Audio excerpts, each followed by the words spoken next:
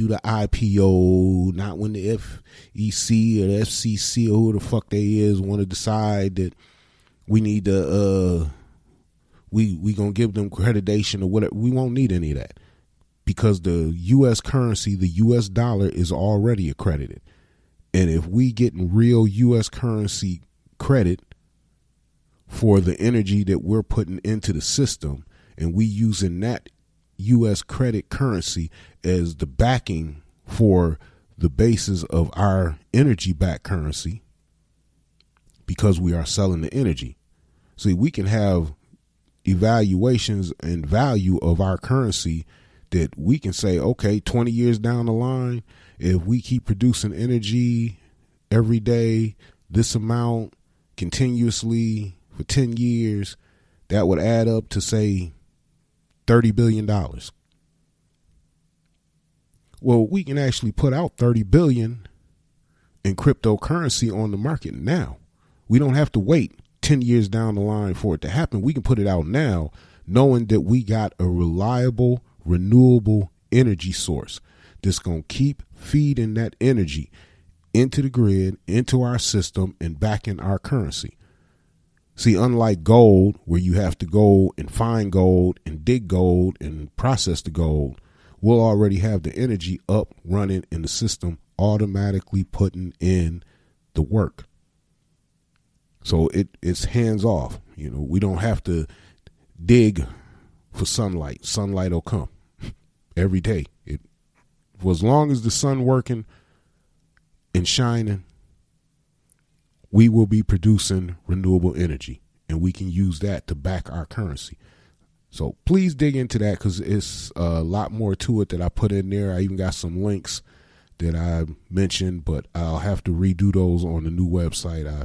I'll get around to it. I promise you it will be up there, and then you can check out the links and see how the system works, and maybe you can implement it in your own community.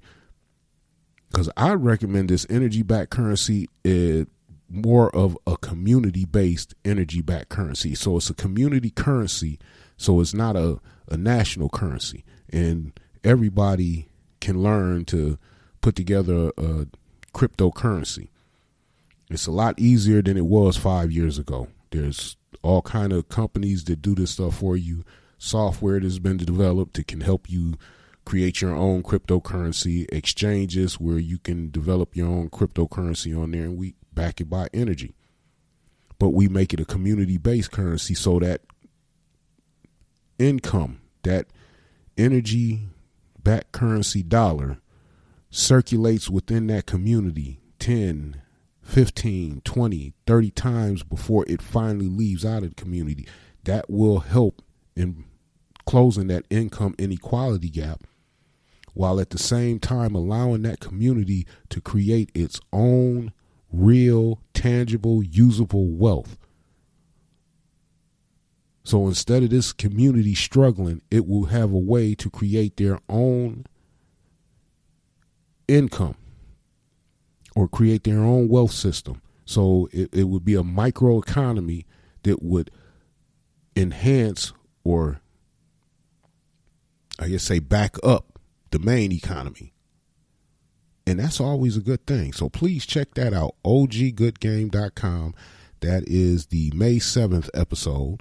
Please go check it out. That's one of my favorite episodes because it ties into some of the other episodes that I've done, and it helps give you an understanding that we don't have to suffer an income inequality if we legally create our own community-based currency, which is legal. Please Google it. Check it out for yourself. Find out on your own. Do your research. Don't just take my word for it. Check it out. Creating your own community-based currency is perfectly legal. Just as long as you ain't trying to avoid paying taxes. Yeah, y'all knew Uncle Sam was coming in there, didn't you? I hope you knew that. Yeah, believe me, Uncle Sam coming for his cheddar. He coming for his change. He want them tax dollars, and he gonna come for them. But that's not a problem, because it's a perpetual source of energy that we will produce So it's never like we gonna run out of energy unless we run out of sun. And if the sun go down, it don't make any damn difference about the currency because we all ass out. And that's just reality of the whole situation. Now, another episode that I did January 11th, it was the Community Surveillance Program. And this is basically something that came about because of the police violence that's been happening, the shootings, the choke outs, it was just, it was too much. And I usually try to stay away from that genre, the political, social issue. I usually try to stay away from that, especially when it's dealing with law enforcement. I just don't like dealing with them, and I don't want to incur their wrath to where they harassing me at my house. And that has been a reality with our law enforcement. So let's not try to sweep it under the rug or pretend like it didn't happen. They can harass the fuck out of you. They ain't got to arrest you. They can just keep coming by your house, flipping on the siren, shining the spotlight through your windows, come constantly knocking on your door, asking you a bunch of dumbass questions, have you come out to the car, just harass you. Just do shit to annoy the hell out of you. Now, I'm not for defunding the police, but I am for reallocating resources of the police. Now, I'll recommend some of them funds, but only if this is something that the entire community agrees upon. Personally, myself, I think we should go private with it, but if we need public help, then take it. My mother always said the only thing you're supposed to turn down is your bedspread and your collar. So if they offering some money to help with the community surveillance program, great. If not, then it should strictly stay private. And by that, it's basically a system where we control the community. The people that live in that community participate in a community surveillance program. We are not talking about neighborhood watch. We're going beyond just the neighborhood watch. The problem in our community is the way the police approach us in our community, the way they deal with us in our community is the problem that escalates into violence from police officers and law enforcement. But it is their whole approach to our community that escalates into these violent confrontations in which more than likely we end up dead. When they in the white neighborhood, it's yes ma'am and no sir.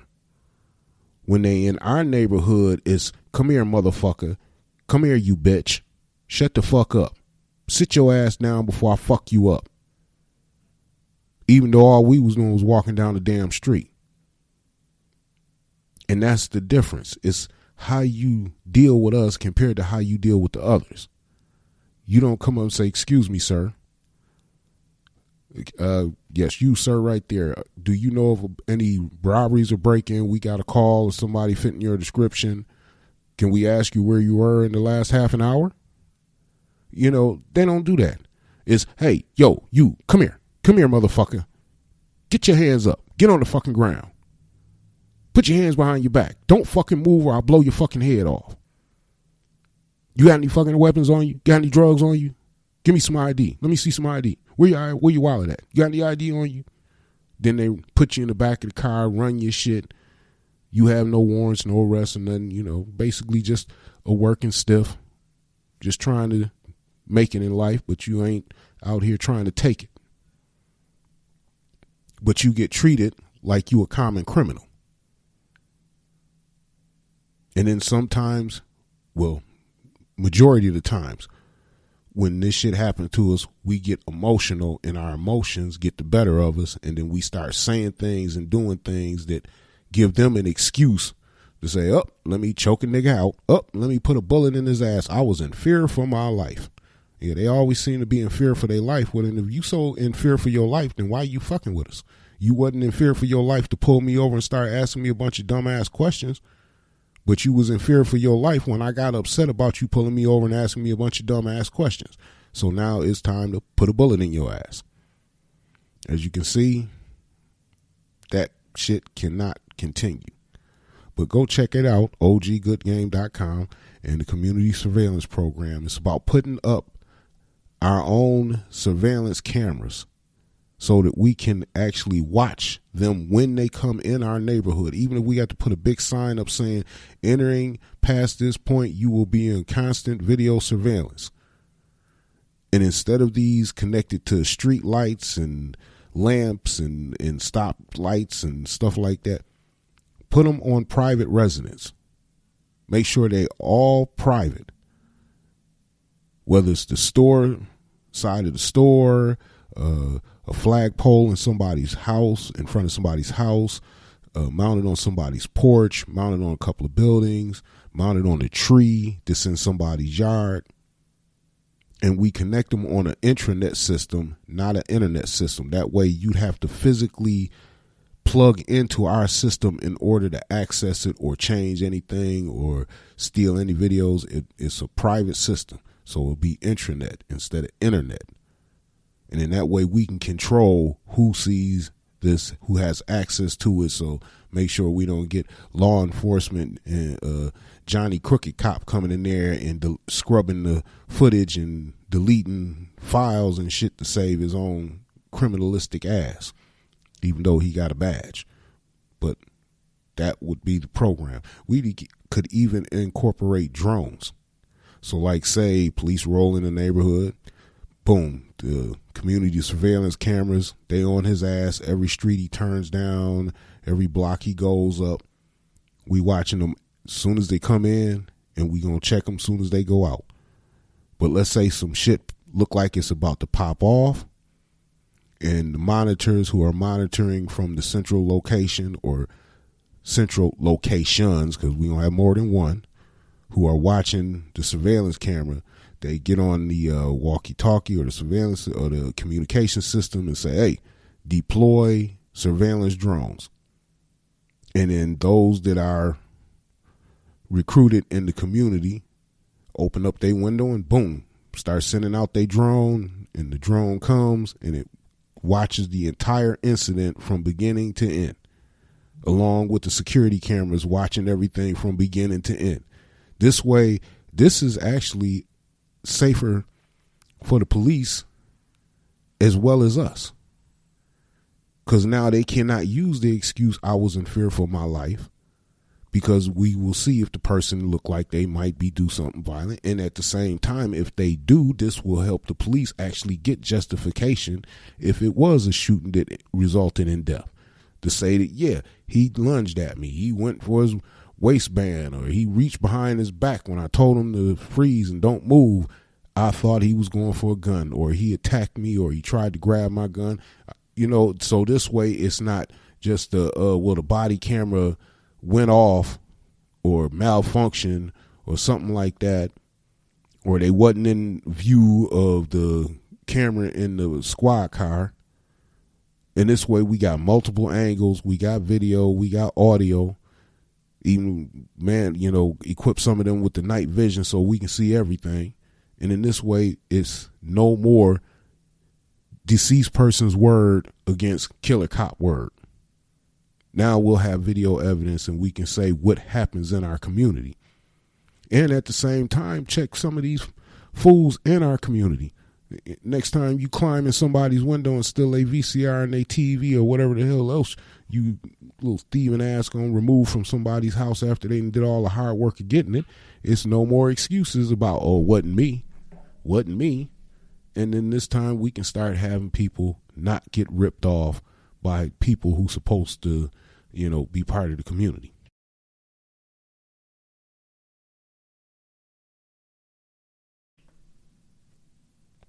So that would help out immensely. So go check out the June 11th episode of Community Surveillance Program at oggoodgame.com. And I'll get a little bit more in depth on that. And if anybody, listen, if y'all have some insight, some criticism, some better perspectives on anything I'm talking about, please go to the website, OG Good.